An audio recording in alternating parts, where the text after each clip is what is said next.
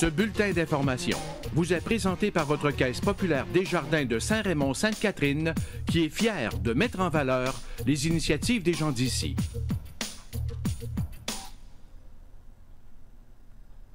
Nous sommes le jeudi 12 avril 2018. Ici Michel Beausoleil. Voici votre téléjournal communautaire.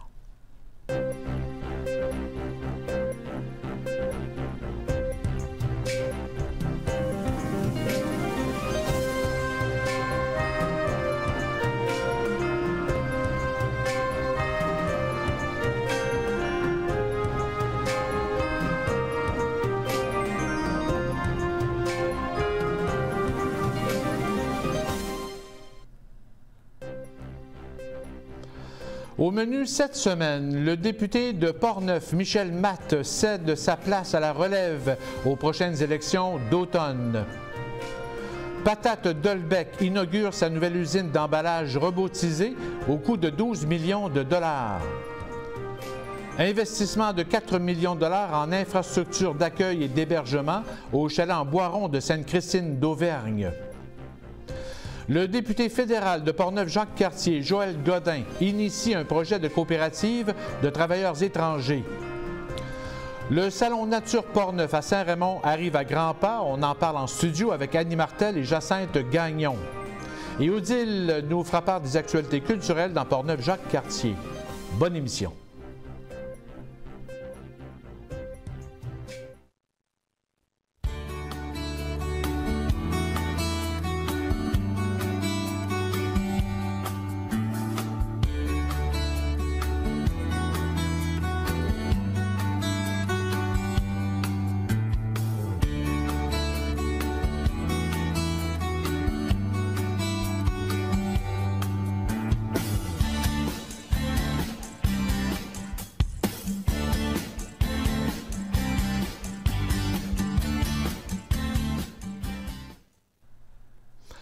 Le député de Portneuf, Michel Matte, a annoncé cette semaine qu'il ne sollicitera pas un troisième mandat aux prochaines élections générales du 1er octobre prochain.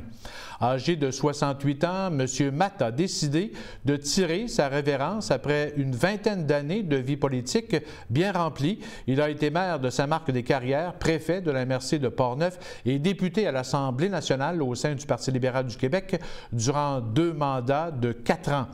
Il a été élu une première fois lors de l'élection de 2008, a été défait en 2012 par Jacques Marcotte de la Coalition Avenir Québec et a regagné son siège contre M. Marcotte en 2014.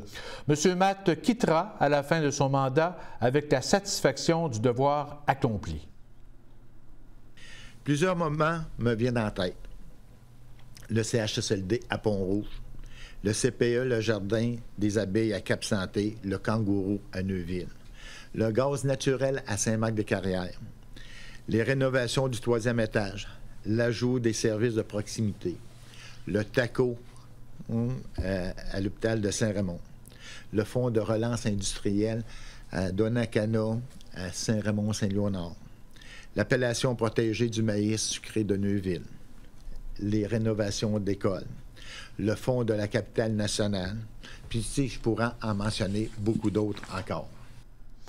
Selon M. Matte, plusieurs personnes lui ont manifesté leur intérêt à devenir candidat ou candidate du Parti libéral dans Portneuf, mais aucun nom circule actuellement.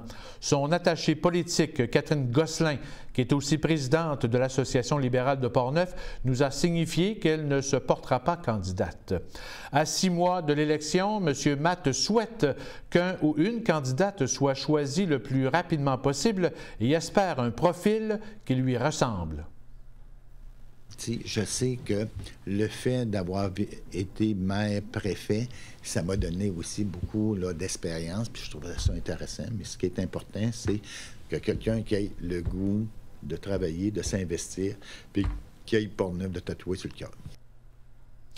Une des caractéristiques de M. Matte comme député aura été sa ténacité. Ses collègues ministres le taquinent souvent en le qualifiant de tannant, mais au bénéfice des citoyens de son comté. Faire une différence entre tannant, déplaisant, là, mais persévérant puis tenace.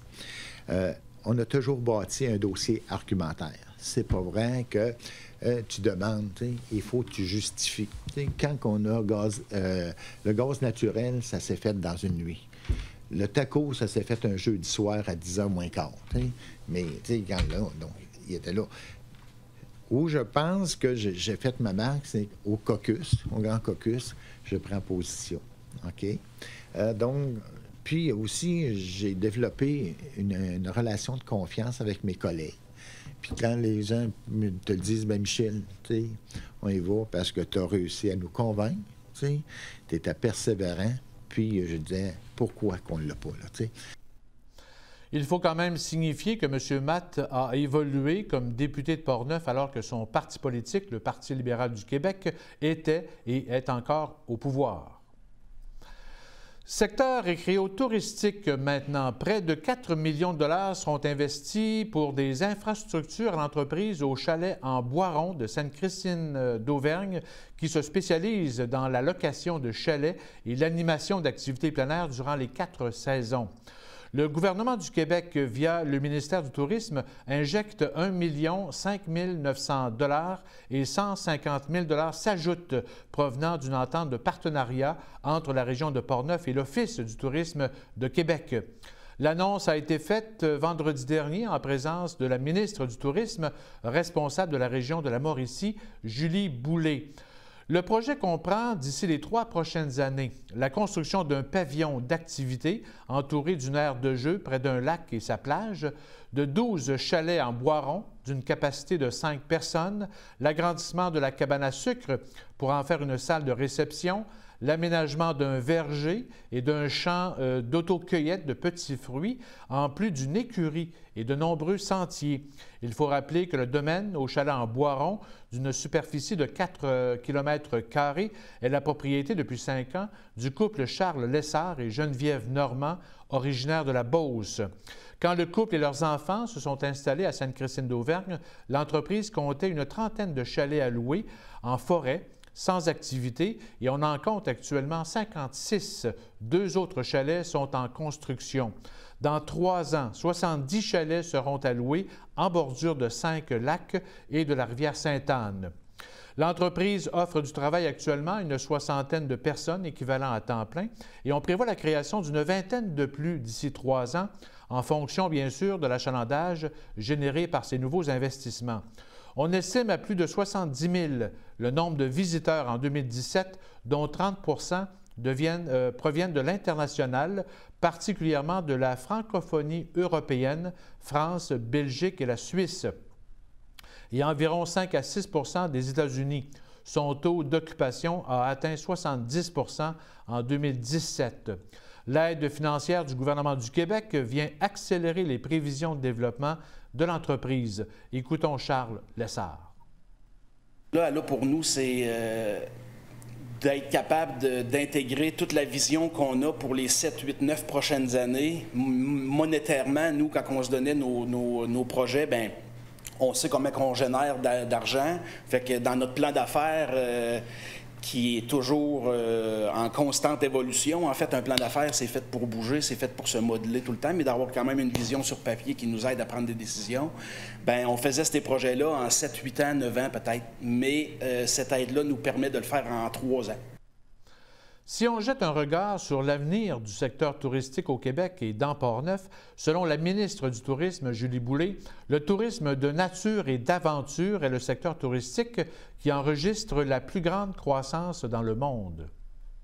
C'est un tourisme qui intéresse les touristes internationaux. Ils veulent vivre une expérience. Ils ne veulent pas juste visiter des églises, des musées, bien que c'est correct aussi, mais ils veulent triper le Québec, ils veulent faire quelque chose. Ils veulent vivre une expérience qui soit unique. Et ici, c'est ce qu'on leur offre. Dans un site enchanteur, avec un produit qui est créatif, qui est distinctif. Et c'est le défi de l'industrie touristique. Selon Mme Boulay, le Québec bat des records en termes d'achalandage touristique depuis 3 ou 4 ans et on note un accroissement des touristes à travers le monde, particulièrement provenant de la Chine. Des événements qui nous ont aidés, les fêtes de la Confédération, le 150e, le 375e de Montréal, mais somme toute, On voit ça partout sur la planète. Les touristes internationaux sont en grande croissance pour toutes sortes de raisons. Il y a plus de personnes à la retraite, il y a les pays émergents, la Chine notamment, où les gens se sont mis à voyager beaucoup. Et comme ils sont très populeux, bien, ça fait beaucoup de touristes qui se promènent sur la planète. Mais c'est intéressant pour nous et il faut saisir cette opportunité-là. Il faut rappeler qu'un partenariat a été conclu l'an dernier entre le Resto-Bar Le Mondial à Saint-Raymond, propriété de Jean-François Drolette, et au Chalet-en-Boiron pour les services culinaires et gastronomiques. D'ailleurs, selon le préfet de la MRC de Portneuf et maire de Neuville, Bernard Gaudreault, le touriste gourmand est très dépensier. Hier, avec touristes, avec Québec Exquis, au Cellier, au Château-Frontenac, avec André et M. Vincent Lafortune. Une autre, évidemment, une super de belle réalisation qui est supportée dans la région de la Capitale-Nationale. Et on a appris et annoncé que le touriste gourmand est un des touristes qui dépense le plus en termes, évidemment, de clientèle. Donc, c'est ce genre de niche que Chalet-en-Boiron, avec la collaboration du Mondial, est capable d'attirer. C'est des gens qui consomment sur une base journalière environ 450 $ par jour. Alors, c'est des candidats, c'est des touristes qu'on veut. Et là, on a le privilège d'être capable de les emmener dans Portneuf, de les garder presque 4 jours. Et l'objectif de Charles, pour m'en avoir parlé un petit peu, c'est de les garder encore plus longtemps, mais également qu'ils restent dans Portneuf et qu'ils découvrent les autres produits accessoires qui sont offerts par notre magnifique région. Soulignons qu'un autre partenariat se dessine avec le centre équestre Aurélie Piché à Saint-Raymond pour opérer une écurie sur le site dès 2020. Écoutons Charles Lessard. On court l'eau d'érable à cheval ici, puis on a une demande assez forte pour l'équitation. Balade en nature à cheval, traîneau, les sleds l'hiver, carriole l'été et tout. Fait qu'on va en partenariat avec Aurélie Piché de Saint-Raymond, qui, elle, a déjà un centre équestre, puis elle a une très, très grande crédibilité. Elle va opérer notre écurie ici. La MRC de Portneuf estime une hausse de l'achalandage touristique dans Portneuf de 5 % en 2017, 6 % du côté de l'hébergement.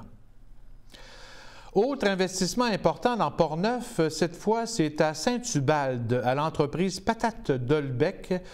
Les dirigeants, employés, fournisseurs et des élus ont procédé ce mercredi à la coupure du ruban inaugurant le nouvel entrepôt robotisé de 50 000 pieds carrés et équipé à la fine pointe qu'on appelle usine d'emballage 4.0.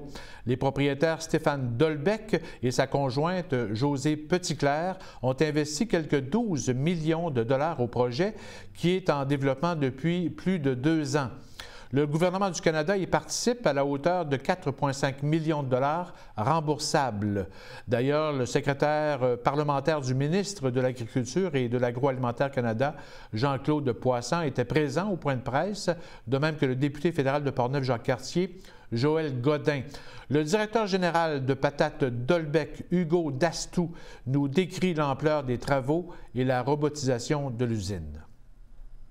On a doublé la superficie de l'usine. En fait, on avait une ligne de lavage et d'emballage, mais en fait, qui était désuète. Donc, on a doublé l'usine et on a tout changé les équipements, à part les équipements d'emballage qui étaient déjà là, que ça avait été fait il y a 2 ans auparavant.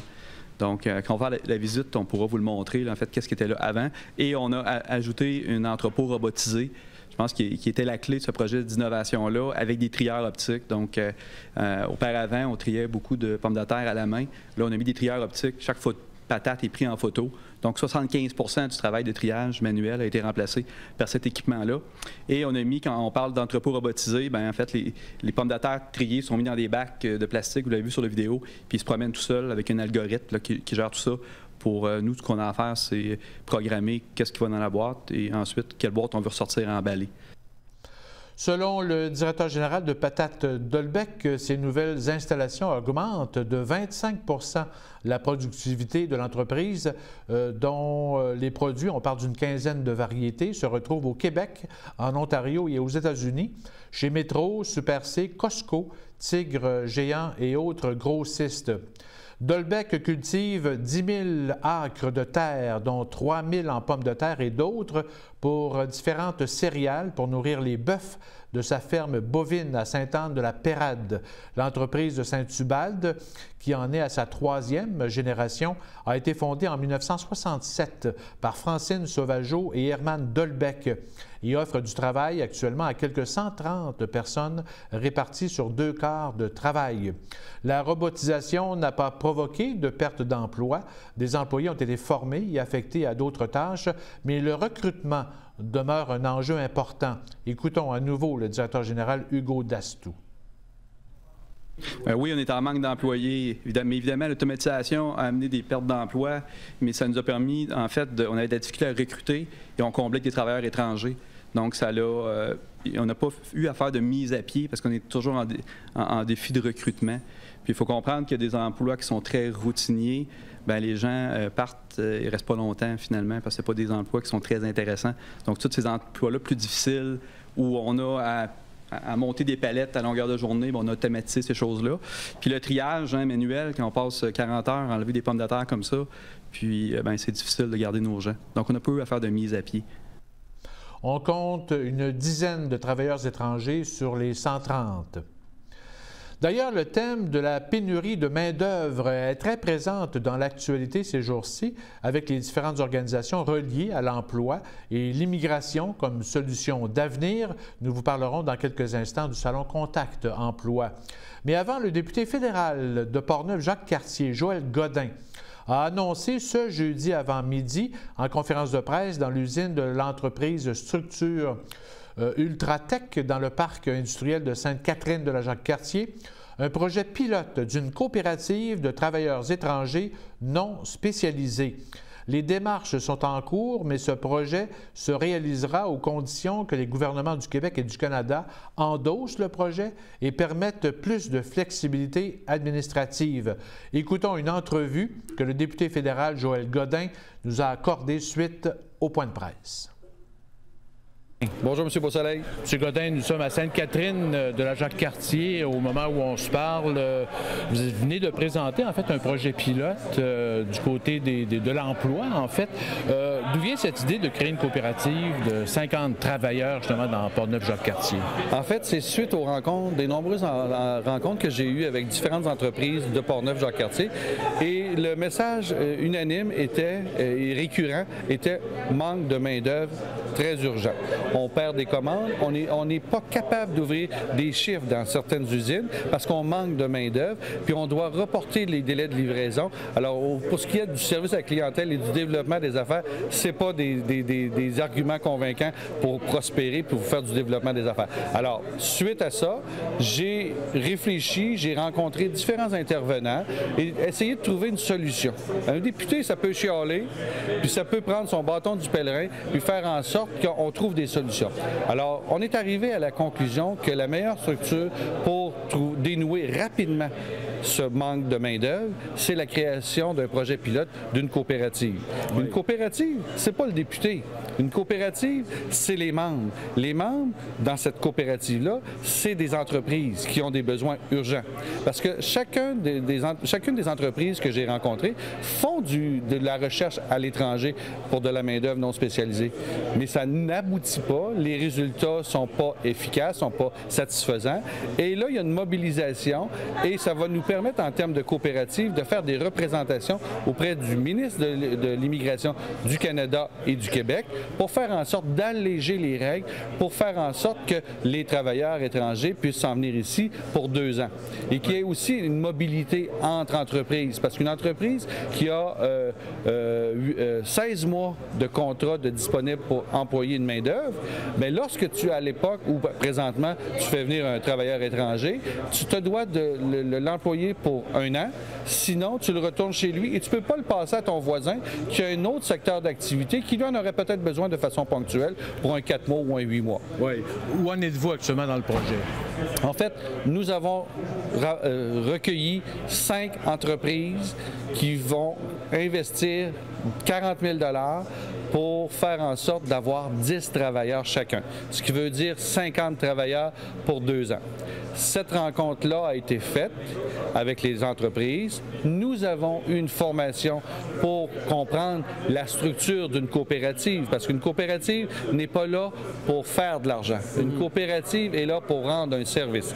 Alors, les gens en affaires ne sont pas nécessairement habitués à la structure de gouvernance d'une coopérative. Il y a eu une rencontre de présentation par un organisme provincial pour expliquer les modalités, les règles de fonctionnement et tout ça, la structure. Et maintenant, nous avons fait aujourd'hui une conférence de presse pour annoncer le projet de coopérative. Mais cette coopérative-là sera créée. Ça se crée en 2 semaines, une coopérative. Cette coopérative-là sera créée seulement si les 2 ministres acceptent d'alléger les règles, c'est-à-dire de permettre d'avoir des permis temporaires de 2 ans au lieu d'1 an, de permettre d'enlever la restriction de 10 % de main-d'œuvre étrangère dans une entreprise, également de permettre la mobilité des entreprises, des employés, des travailleurs étrangers, pour permettre à une entreprise qui n'a pas le fardeau pendant 2 ans de soutenir. Maintenant, il y a un manque de main-d'œuvre. Dans un monde idéal, je préfère qu'il n'y ait pas de mobilité, mais si jamais on ne connaît pas l'avenir au niveau économique, s'il y a des mouvements, des changements de carnet de commandes, une entreprise n'a pas cette pression-là. Alors l'employé travailleur étranger qui est ici peut aller travailler chez le voisin et être encore un travailleur qui va nous permettre de faire du développement économique. Vous avez mentionné tantôt que l'idéal, c'est un projet, en fait, c'est un projet pilote temporaire? En fait, c'est un projet pilote temporaire, mais un projet pilote, on le fait pour que ça devienne un standard. Alors je pense que par ce projet pilote-là, on va réussir à démontrer que c'est réaliste et c'est efficace et tout le monde est gagnant. Alors, c'est ce que l'on veut faire. Ce projet pilote, moi, ce que je veux, c'est que ça devienne une norme, ça devient le minimum. Puis à ce moment-là, en termes de nos régions, pour protéger nos régions, pour être attractifs et permettre d'avoir des entreprises prospères dans nos régions, bien, il faut leur fournir les outils. Puis je pense que ce projet pilote-là pourra s'étendre au Québec et au Canada. Oui, et vous avez plusieurs appuis, justement, pour la réalisation de ce projet? Absolument. En fait, j'ai plusieurs entreprises, dont 5 qui se commettent et qui confirment avec intention d'investir 40 000 $ chacun pour pouvoir accès à 10 travailleurs. Mais il y a d'autres entreprises, il y a des organisations qui sont derrière nous, qui sont tout à fait conscients de la problématique. C'est la pointe de l'iceberg présentement au niveau de l'immigration et de la main-d'œuvre dans nos entreprises. Hier, j'étais chez Patate Dolbec. Il y a 10 ans, souvenons-nous qu'on avait peur des robots. On disait les robots, non, ça va enlever des jobs. Mais aujourd'hui, Patate Dolbec à Saint-Hubert, eux ont été ingénieux. Ils ont amélioré de façon de productivité au niveau mécanique, au niveau électronique, au niveau robotique. Et ils ont pris les employés qui ont perdu leur emploi, leur emploi est fait maintenant par des robots. Ils ont pris cette main-d'œuvre-là, ils l'ont utilisée à d'autres tâches, ils les ont affectés à d'autres tâches. C'est une façon, les robots, de contrer le problème de manque de main-d'œuvre. L'immigration, c'est une autre partie de la solution. Et il y a probablement d'autres solutions, mais celui-là est une solution rapide et pas trop lourd. Et pour qu'une entreprise décide d'investir 40 000 $, vous leur poserez la question combien ça peut leur coûter comme perte et combien ça peut leur coûter en termes de coûts pour aller chercher de la main-d'œuvre à l'étranger. C'est très complexe, très lourd et il n'y a aucune garantie. Ouais. Avec la coopérative, il y a une garantie. Alors, Joël Godin, député de Portneuf-Jacques-Cartier, merci beaucoup. C'est toujours un plaisir. Merci beaucoup, M. Beausoleil. Soulignons que les 5 entreprises qui souscrivent au projet d'une coopérative sont Préverco à Saint-Augustin, Sélection du pâtissier et Freneco à Ville de Portneuf, Structure Ultratech de Sainte-Catherine de la Jacques-Cartier et Polycor de Rivière-à-Pierre. Nous vous donnerons d'autres détails à notre prochain bulletin de nouvelles. La 4e édition du Salon Nature Portneuf se tiendra les vendredis, samedis et dimanches, les 20, 21 et 22 avril prochains, à l'Aréna de Saint-Raymond. Pour nous en parler, nous recevons en studio l'agente de développement et chargée de projet Annie Martel, ainsi que l'agente de développement Jacinthe Gagnon. Bonsoir à vous deux. Bonsoir, Michel. Merci d'être avec nous pour nous parler de ce bel événement qui prend de l'ampleur à chaque année, en fait, Annie. Vous êtes là depuis... C'est la troisième que va? Ça va être ma troisième édition à moi, effectivement. J'ai embarqué dans l'équipe quand on a débuté la deuxième édition. Ouais. Et puis, en fait, depuis que je suis là, depuis que je vois un peu plus l'évolution, on voit là, plus d'activités, on voit plus d'engouement aussi par rapport aux gens, aux visiteurs qui viennent nous voir. Donc oui, on est bien content de la réponse. Jacinthe, vous faites quoi dans l'équipe? Bien, en fait, moi, je suis responsable des exposants. Donc, je suis rentrée, ça fait pas très, très longtemps là, à ce poste-là. Okay. Donc, je me suis occupée du recrutement des exposants, puis aussi de faire le suivi avec eux là, au salon là, qui arrive dans une semaine. Là. Donc, être là pour les accueillir, puis s'assurer que tout se passe bien sur place pour eux. Est-ce que c'est pas mal complet? Oui, c'est complet selon cette année. Vos espérances? Oui, bien vraiment, on a une belle édition cette année des nouveaux exposants. Donc, on est très content de ça. Ça va apporter une nouvelle, on pourrait dire, vague à tout ça. Puis ensuite de ça, on va en parler un petit peu plus tard, là, mais il y a il y a une nouvelle zone extérieure qui va aussi en apporter une nouvelle clientèle. Ben oui. C'est ça exactement. Donc, on est bien content parce que ça va un peu être favorable pour les deux parties, autant les visiteurs que les exposants. Ouais. Donc, on est bien content là, de ce qui s'en vient. Il y a plusieurs sections, en fait, à l'intérieur de l'aréna. Exactement. En fait. Il y a 6 zones. Il y a 6 zones, ouais. C'est ça? Dans le fond, des zones, il y a la zone familiale des jardins. Ensuite de ça, il y a la zone habitat lac clé de sol de Saint-Raymond. La zone plein air CEPAC. La zone chasse et pêche série Dion et Fils. La zone véhicule récréatif de Michel Matt. Puis la zone bistrot Le Roquemont.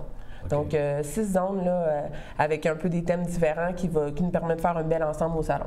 Oui, parce que là, c'est sûr que ça se passe à l'aréna. La patinoire, je pense qu'elle va être fondue le 15. C'est ça, c'est la dernière fin de semaine de glace. Ça, c'est le gros bras le bas, justement, pour tout organiser ça. Exact. Nous, la semaine prochaine, on passe la semaine à l'aréna, le début du montage le mercredi. Après ça, le temps de tout habiller, déguiser l'aréna, si on veut. Après ça, les exposants arrivent et puis vendredi soir, qu'on soit prêt pour l'accueillir. Accueillir les gens tout à fait gratuitement. Encore une fois. Oui, toujours une fois gratuitement grâce à plusieurs commanditaires là, oui. de l'événement. Oui. La partie externe aussi, c'est un beau projet, c'est une belle idée en fait à développer. Parce qu'il faut dire que cette année, il n'y aura pas de festival à grosse bûche. Non, effectivement, il n'y aura pas de festival. Alors, c'est une belle relève, en fait, pour l'organisation de développer ce concept-là. Oui, bien, en fait, ce qu'on a pensé quand on s'est mis à réfléchir à tout ça, c'est le Salon Nature Portneuf, c'est le fil conducteur, c'est la forêt, c'est l'extérieur, oui. Donc les compétitions forestières, le volet extérieur, le volet forestier du festival cadrait parfaitement, en fait, avec l'idée, la ligne directrice du salon. C'est un beau complément. Exactement. Donc, on a ajouté ça. Après ça, on a vu l'engouement aussi des événements l'an passé avec le 175e. Donc, la dégustation de tir d'érable, on est dans la saison. Le printemps qui se fait un peu tarder, mais il reste qu'on est dans la saison des sucres. Donc, de créer un petit happening dehors, là, puis faire en sorte que finalement, les gens, même si exemple, des gens qui sont moins au courant passent, bien, tu sais, il y a de la vie, on anime le centre-ville, on anime... À la place de l'église, en fait. Oui. Donc, à proximité du site, puis les gens vont pouvoir par la suite là, rentrer à l'intérieur. Est-ce que l'animation débute le vendredi? En fait, la partie extérieure, c'est le samedi seulement. Okay. Si jamais, en cas de pluie, à ce moment-là, ça va se faire le dimanche. Oui, reporter le dimanche, exactement. Vous avez aussi un porte-parole officiel qui est Stéphane Monette, en fait, qui va donner une conférence, je pense aussi, qui sera un conférencier. En fait, Stéphane va être sur place le vendredi soir, le samedi matin et le dimanche. Donc, Stéphane, en fait, c'est une super belle acquisition aussi cette année. On est très, très contents. Il vient avec, effectivement, c'est sûr que c'est lui le porte-parole, mais il vient avec vraiment son équipe, donc des gens, des passionnés, des gens aussi qui ont d'autres connaissances, donc d'avoir vraiment une équipe sur place là, que les gens vont pouvoir discuter avec eux. Donc, on est très heureux d'avoir Stéphane avec nous cette année. Ben oui. Vous offrez aussi un souper. Jacinthe, c'est un souper, en fait, avec Long Range Hunter, Robin Plante, c'est ça. En fait, qu'est-ce qu'ils vont faire, eux autres? Ils vont animer, en fait, le souper ou... Oui, bien, en fait, depuis les 2 dernières années, c'était un spectacle musical qu'on avait. Cette année, pour différentes raisons, ça n'a pas fonctionné. Donc, on a décidé de se revirer de bord puis de choisir une autre formule. Donc, c'est un souper-conférence avec images, avec vidéo et tout ça. Donc, Robin Plante, qui est plus de CEPAC Anticosti, donc l'île d'Anticosti, les attraits, comment on sait que c'est un peu... Le chocolatier. On sait que l'île d'Anticosti, c'est un peu une zone mythique, c'est un peu un lieu...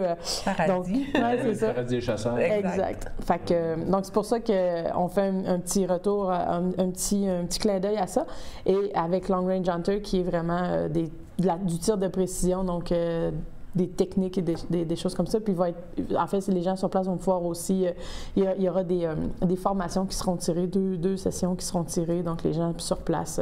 C'est encore possible d'acheter les billets d'ailleurs. Il reste encore de la place. Oui, il reste encore de la place jusqu'à mercredi. C'est au centre multifonctionnel.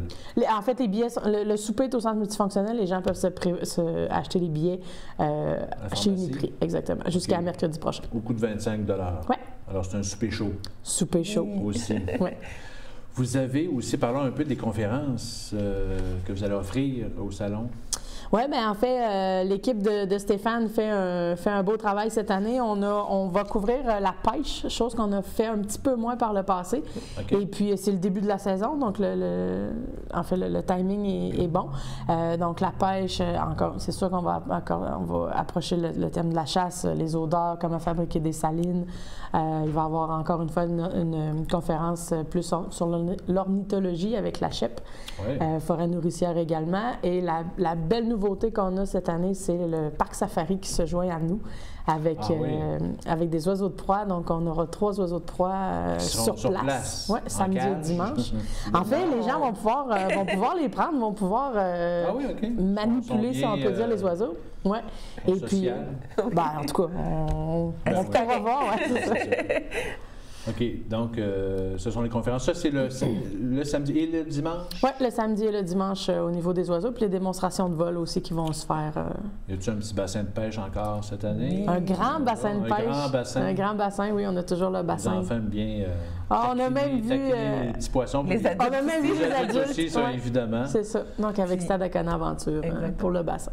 Il va y avoir aussi le centre équestre Aurélie Piché qui va avoir des chevaux sur place le samedi et le dimanche. C'est sûr qu'en cas de pluie, là, elle pourrait décider de ne pas amener les chevaux, mais pour faire des petits tours. Est-ce qu'ils vont entrer à l'intérieur de l'arène? Non, ils vont rester à l'extérieur, à l'entrée vraiment du centre multifonctionnel. Là. Donc, c'est une attraction qui était bien appréciée par les familles l'année passée, là, donc de retour encore cette année. Bien sûr. Revenons un peu sur l'activité extérieure, justement les différentes compétitions forestières. Est-ce qu'on peut toujours s'inscrire?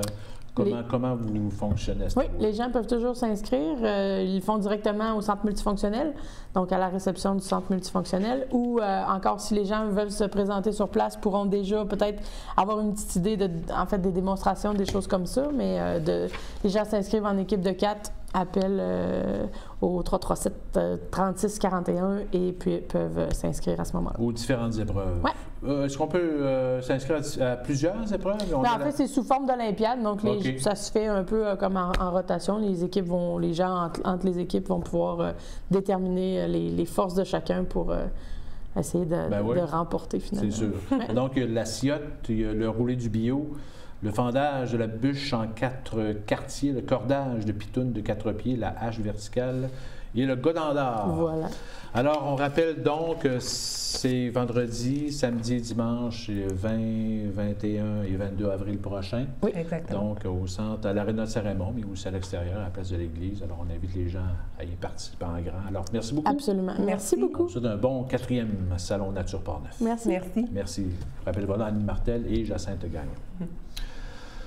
Petit retour au dernier conseil de ville de Saint-Raymond qui se tenait lundi dernier. Dans son introduction, le maire Daniel Dion a invité les résidents à se rendre sur le site web de la ville et à consulter la nouvelle section qui fait référence à la rivière Sainte-Anne. Sur la page d'accueil, on retrouve un nouvel onglet nommé « État de la rivière Sainte-Anne » qui permet de connaître les informations pertinentes sur l'état de la rivière, dont les situations d'urgence, en plus d'avoir accès à des photos et à des vidéos en temps réel, ainsi que différents liens utiles.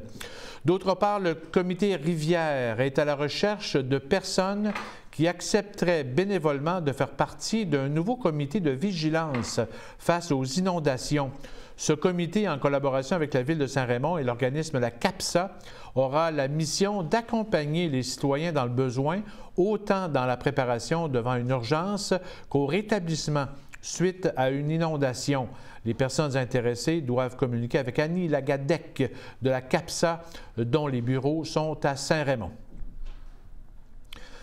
Revenons sur le projet de bibliothèque à Sainte-Catherine de la Jacques-Cartier. Le jeudi matin, 5 avril dernier, les maires des municipalités de Lac-Saint-Joseph, Fossambeau-sur-le-Lac et de Sainte-Catherine de la Jacques-Cartier ont signé une entente de 2 ans renouvelable pour l'utilisation de la nouvelle bibliothèque Anne Hébert qui sera construite juste à côté et reliée par une passerelle à l'école des explorateurs. Cette nouvelle bibliothèque devrait ouvrir ses portes dès janvier 2019 et le début des travaux est prévu à la fin du mois de mai. Il faut dire que la bibliothèque actuelle, située au centre socio-culturel Anne Hébert, a maintenant 32 ans et servait à l'époque une population de 3 590 habitants. On en compte 7 863 habitants en 2018 à Sainte-Catherine. Le maire Pierre Dolbec nous donne certains détails et statistiques. La nouvelle bibliothèque sera 3 fois plus grande que la bibliothèque Anne Hébert actuelle. Sa capacité passera de 15 600 volumes à 35 380 volumes et les espaces d'exposition seront 2,4 fois plus grands.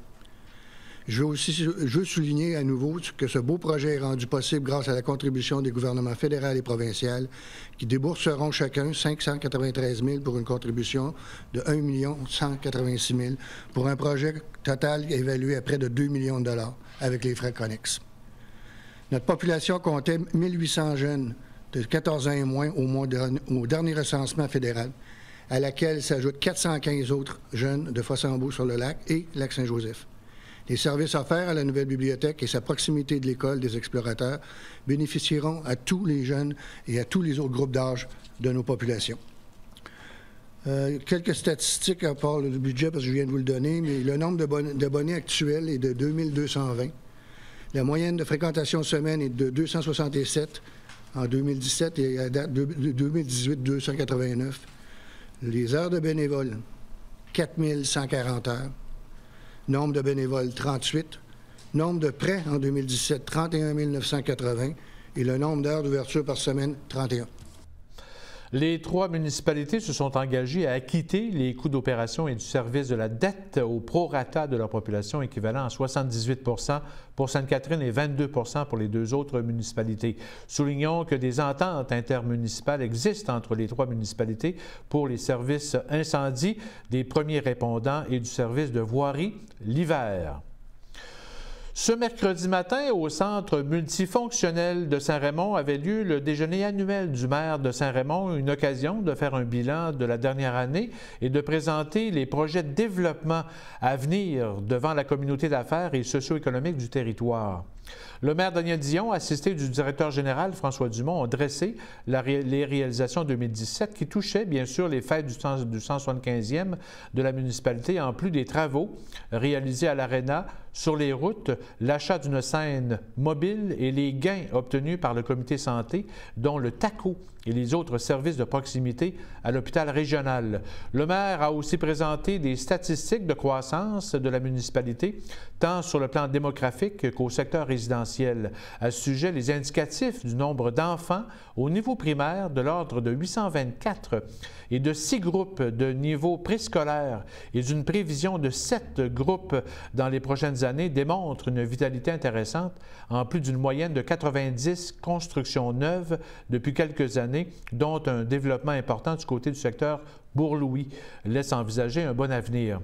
Le nouveau commissaire industriel, depuis janvier dernier, Richard Saint-Pierre, a présenté sa vision du développement industriel du parc numéro 2 et annoncé que 14 entreprises sont bien implantées, dont 3 nouvelles en 2017. Derry Télécom, les Entretiens La Flamme et un des joueurs importants au Québec en foresterie, Fabrema, une filiale de Remabec. 3 ou 4 autres entreprises devraient voir le jour d'ici la fin de l'année 2018. Le projet d'un incubateur industriel est en gestation et on souhaite faire du parc industriel numéro 2 à Saint-Raymond un parc régional avec ses 20 millions de pieds carrés. Sur le plan touristique, la Ville de Saint-Raymond est à revoir son plan stratégique qui date de 2010 et travaille à développer le tourisme d'affaires, dont davantage de congrès au centre multifonctionnel. En 2018, près de 12 millions seront investis à Saint-Raymond pour le garage municipal et la caserne des pompiers, l'électrification et la réfection du Saguenay et le prolongement de la rue de l'Aqueduc et bien sûr d'autres projets. Une coopérative d'habitation devrait voir le jour et offrir 45 logements à loyer modique. Le maire Daniel Dion entend faire pression politique, comme il l'a fait avec le comité santé, pour qu'une voie de contournement facilite les déplacements à Pont-Rouge et à Sainte-Catherine de la Jacques-Cartier. Et sur la scène commerciale, une boulangerie-pâtisserie devrait voir le jour au centre-ville de Saint-Raymond, de même qu'une boucherie juste à côté du resto-bar Le Mondial. Soulignons que 3 nouvelles capsules promotionnelles de la Ville de Saint-Raymond ont été diffusées sur écran ce mercredi matin. Nous vous donnerons plus de détails la semaine prochaine. Poursuivons maintenant dans le monde de l'emploi. Les organisateurs du 18e Salon Contact Emploi Portneuf invitent les chercheurs d'emploi à profiter de l'occasion pour rencontrer et communiquer avec les employeurs de Portneuf physiquement et virtuellement.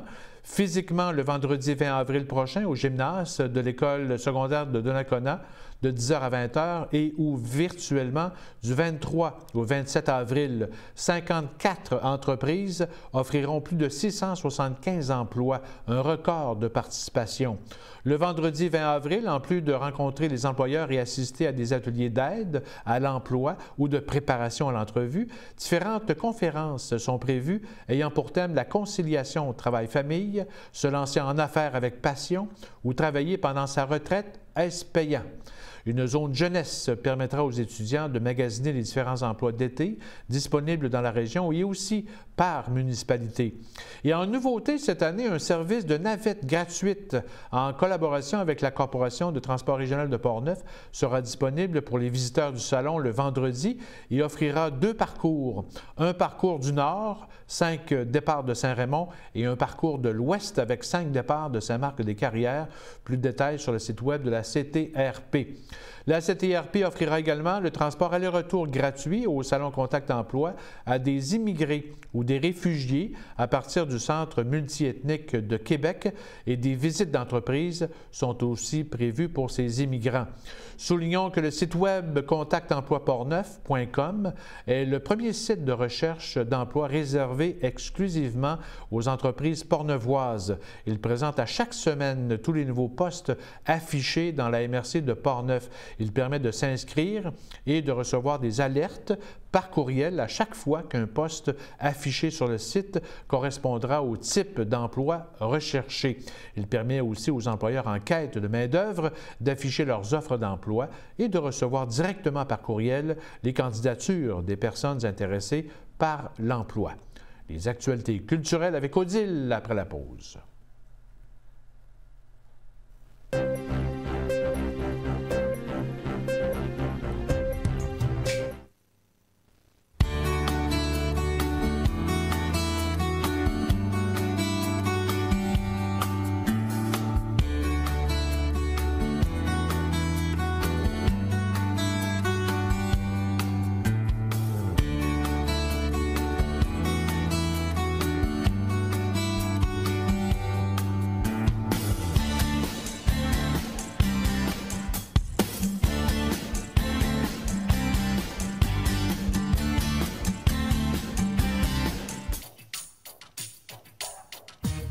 Ce bulletin d'information vous est présenté par votre Caisse populaire Desjardins de Saint-Raymond-Sainte-Catherine, qui est fière de mettre en valeur les initiatives des gens d'ici.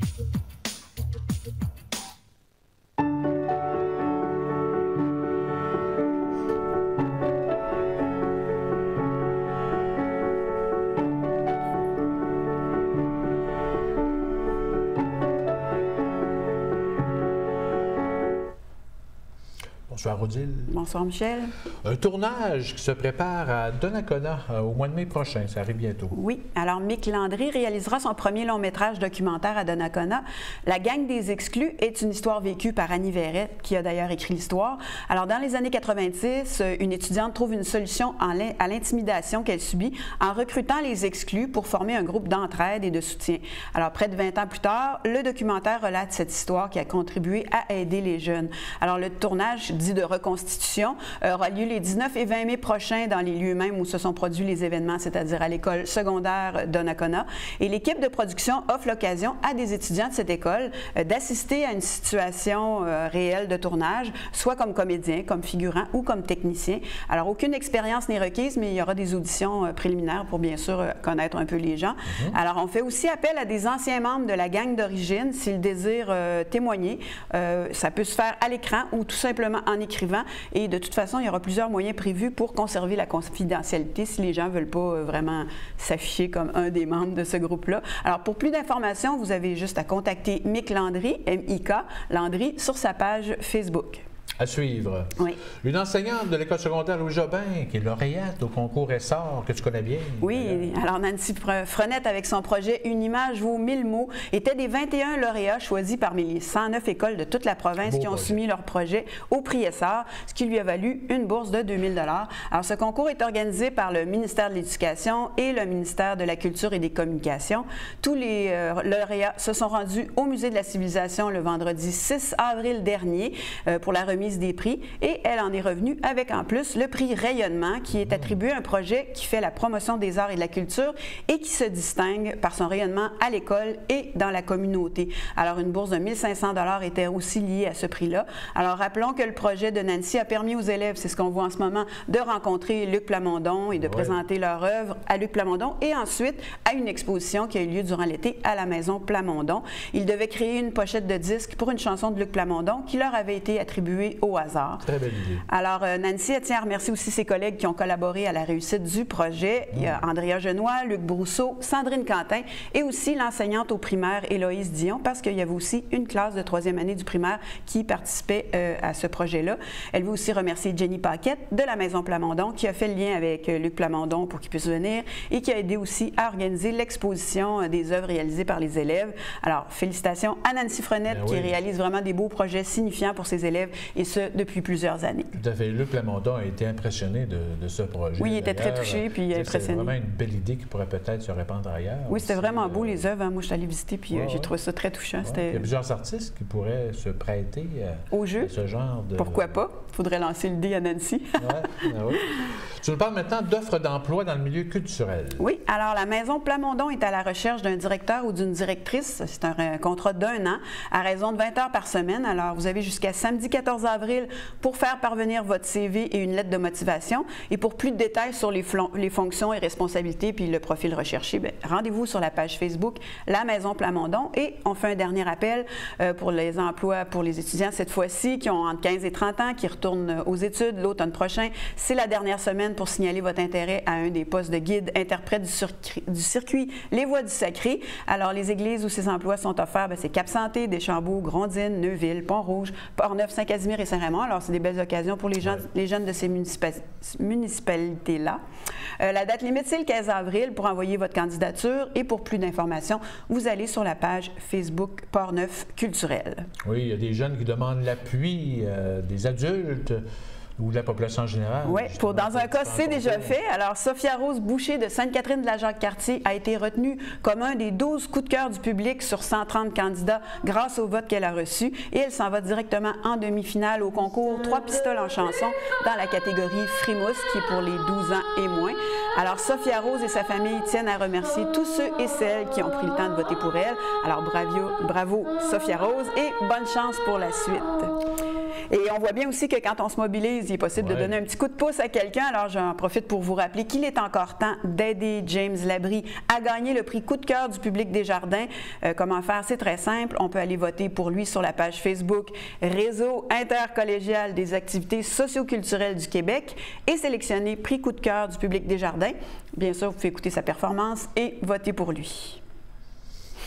Et la taverne, OK, non, je voyais un petit excusez, oui, c'est un petit oubli d'effacer. Non, mais maman et papa étaient contents c'était la semaine passée. Oui, comme on en avait parlé il y a quelques semaines. Sweet Bandit Studio. Oui, alors, qui ont été fondés par notre fils Philippe Pelletier-Baribeau, qui vient de Saint-Raymond, bien sûr, et 2 autres partenaires qui sont des vétérans du studio Binox, ont remporté la grande finale Catapulte le 5 avril dernier dans le cadre de la Semaine numérique de Québec. Alors, voici donc un extrait vidéo de cette soirée qui était vraiment très excitante. On était là pour le dévoilement du gagnant par M. Patrick Claus de Ubisoft Québec, qui était président du jury. Au final, on a trouvé le gagnant. Il nous est arrivé. Pourquoi on a choisi ce gagnant-là? Parce qu'il y a un concept qui est extrêmement innovant, un gameplay qui est unique, un style artistique qui est surprenant et vraiment intéressant. Un aspect croissance et gestion de la communauté qui est également très fort. Donc, roulement de tambour, s'il vous plaît.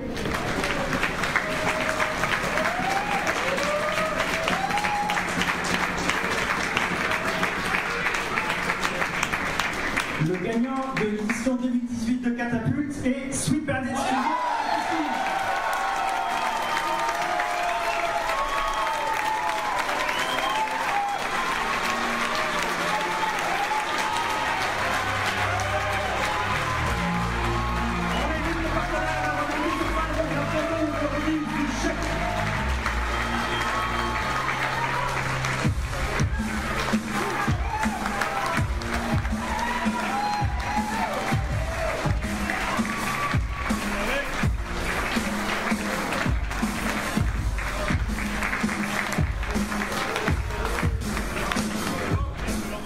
Est-ce que maman a versé quelques larmes? La tante était pire que la maman.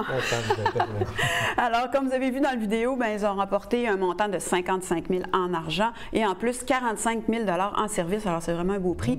Entre autres, des conseils sur la propriété intellectuelle, ce qui va leur être très utile, des tests et des conseils donnés pour le jeu vidéo par Ubisoft, la conception d'un trailer ou d'une bande-annonce en bon français de leur jeu. Alors, le jeune studio a seulement 1 an et demi d'existence et s'est vu décerner ce prix-là pour leur nouveau jeu en développement qui s'inspire des films d'espionnage des années 70 et ils espèrent le sortir officiellement à la fin de 2019 ou au début de 2020. C'est loin, c'est beaucoup d'ouvrages. Mais pendant que Philippe recevait le prix à Québec, tous les autres membres du studio étaient à Boston, au PAX East, qui est un salon de jeux vidéo, et ils faisaient la promotion de leur premier jeu, parce qu'ils en ont fait un autre avant, Coffins, qui est un jeu de combat avec du café. Alors, le jeu qui est disponible maintenant en Early Access, les joueurs comprennent ce que ça veut dire, c'est qu'il est disponible avant qu'il soit complètement terminé, devrait sortir officiellement à la fin du printemps ou cet été. Il sortira d'abord pour les PC, puis ensuite pour les consoles PS4, Xbox One et finalement sur Switch de Nintendo. Félicitations. On est bien fiers. Le Conseil du patrimoine culturel de Cap-Santé a lancé sa programmation. Oui, alors le mardi 10 avril 2018, il a annoncé le contenu de sa 22e saison. Il faut préciser que la mission de cet organisme-là est de mettre en valeur et de protéger et de sauvegarder le site paroissial de Sainte-Famille de Cap-Santé qui a été classé site historique en 1986. Ils animent les lieux afin d'éviter la fermeture de l'église, comme cela arrive trop souvent depuis les dernières années au Québec. Alors, une première activité aura déjà lieu en avril et c'est le concert bénéfice annuel qui accueillera le 26 avril prochain à 19h30 à l'église de Cap-Santé la chorale de 134 étudiants du Central Box South School de Warrington, près de Philadelphie. Alors, ils font du chant choral tiré du répertoire de musique sacrée et populaire. Alors, le prix d'entrée est de 18 $ en pré-vente et de 20 $ à la porte. Les 12 ans et moins, c'est gratuit. Alors, il y a plusieurs points de vente pour les billets dans différentes villes du comté. Quand je suis allée visiter le site web, c'était pas encore disponible les lieux, mais d'après moi, ça va être disponible bientôt. Alors voilà, ça va être un beau spectacle. 134 personnes qui chantent ensemble, ça doit être assez impressionnant. Impressionnant, effectivement. Et en terminant, quelques informations en rafale. Oui, alors n'oubliez pas que vous avez jusqu'au 27 avril, 16h, pour envoyer votre dossier si vous voulez participer à l'activité d'écriture en chanson avec Luc Plamondon, accompagné de Pépé et sa guitare, les 31 juillet, 1 et 2 août. Pour avoir plus de détails, vous allez soit sur le site web maisonplamondon.com ou sur la page Facebook La Maison Plamondon. Et chaque 3e dimanche du mois, donc c'est le cas le 15 avril, de 9h à midi, ont lieu les déjeuners du Bourg Saint-Louis au Vieux Couvent de Neuville. C'est l'occasion de passer une agréable matinée en écoutant des gens chanter, jouer de la musique, lire des poèmes poèmes ou raconter des histoires. Vous pouvez même aussi monter sur scène. Alors, chacun doit a droit à 7 minutes de présentation. Il n'y a pas de jury, que des applaudissements. Alors, le coût du déjeuner, c'est 8,50 $, mais vous devez réserver et préciser si vous souhaitez faire une présentation, bien entendu, et si vous avez besoin d'un piano. Alors, pour plus d'informations, vous allez sur la page Facebook de Portneuf Culturel. Et voilà, celui dont on parlait tout à l'heure. La taverne accueille le 13 avril Michel Pagliaro. Il est toujours sur la route. Il présente ses chansons rock'n'roll qui ont marqué la vie des auditeurs, toutes générations confondues. Et dans son spectacle acoustique, la fête est au rendez-vous quand Pag revisite dans une atmosphère intime ses grands hits. Bien oui. Merci, Odile. Ça m'a fait plaisir. Alors, d'autres nouvelles après la pause.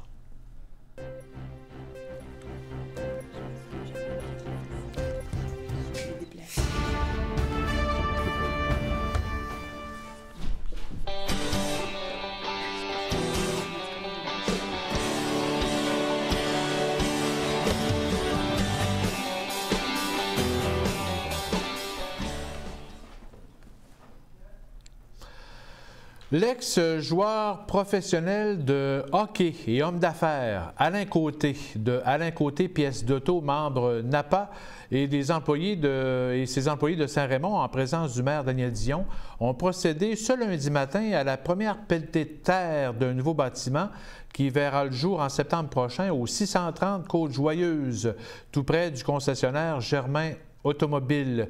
Le nouveau magasin NAPA aura une superficie de 5 000 pieds carrés sur un terrain de 25 000 pieds carrés. On estime le projet à près d'1 million de dollars et le commerce offre du travail à une dizaine de personnes. Actuellement, le magasin NAPA est situé au 290 Côte-Joyeuse et Alain Côté est propriétaire des lieux depuis 2013. On retrouve quelques 500 000 pièces, produits, outils, équipements et accessoires pour automobiles et camions légers. Votre télévision communautaire, CJSR, vient de perdre un de ses cofondateurs. M. Marc-André Pelletier est décédé le vendredi 30 mars dernier à l'âge de 83 ans à l'hôpital régional de Portneuf à Saint-Raymond. M. Pelletier a été cofondateur de Vidéo Derry en collaboration avec M. Gilles Derry et Marcel R. Plamondon au début des années 1970. Les gens de Saint-Raymond ont connu M. Pelletier comme celui qui venait installer l'accès au câble pour le signal télé dans la plupart des foyers.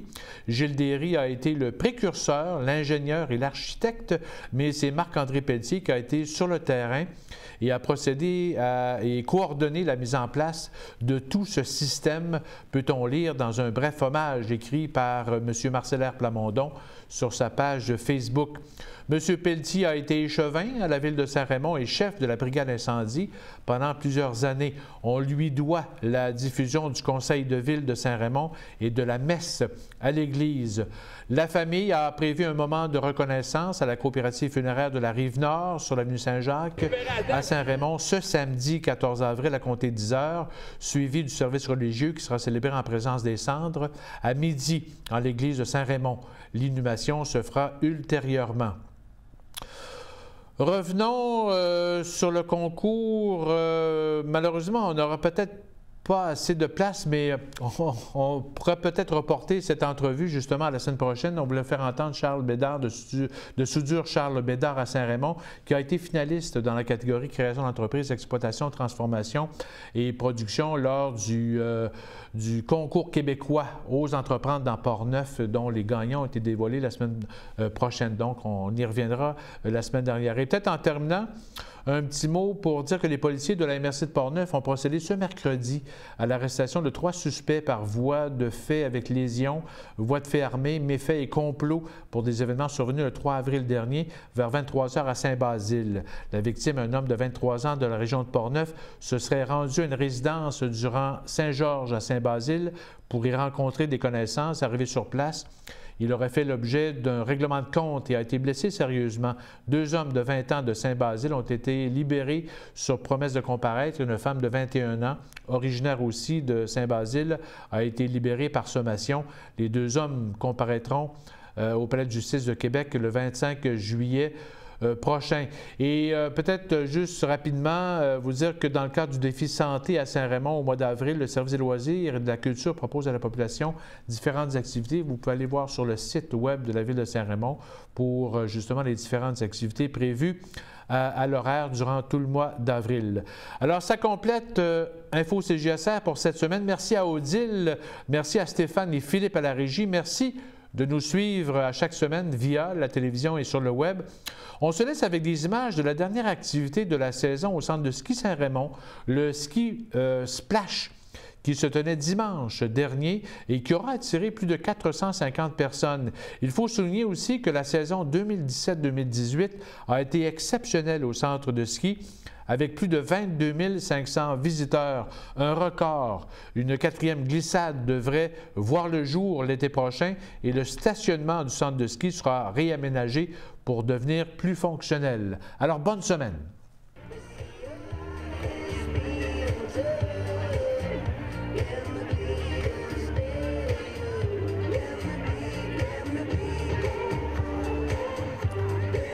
On y va avec Félix Moisan maintenant. Félix Moisan qui s'installe. À son tour, il est parti.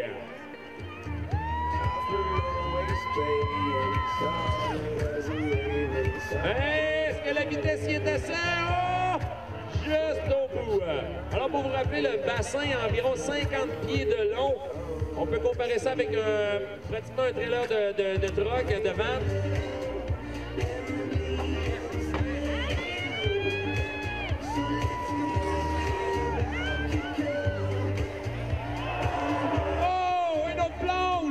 La baignade direct dans le milieu.